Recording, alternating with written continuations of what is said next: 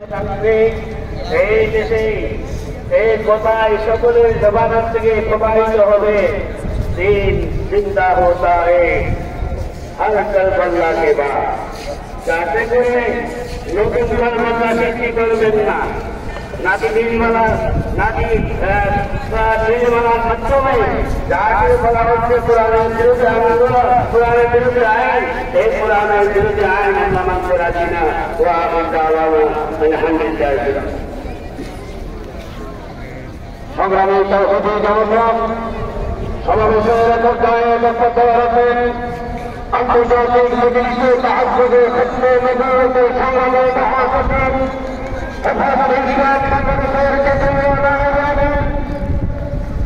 বর্ষিয়ান আলম হযরত মাওলানা মহিউদ্দিন রব্বানী।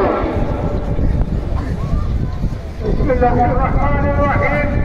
সংগ্রামী সভাপতি জাতীয় নেতৃবৃন্দ, সমবেত তৌহিদি জনতা, আমি আমার বক্তব্যে সুন্দর বলতে চাই, বর্তমান অন্তর্বর্তীকালীন সরকার সংস্কারের নামে যে কুসংস্কার করছে, এই কুসংস্কার থেকে যদি ফিরে না আসে তাহলে এবাদতের ইসলাম প্রথম থেকে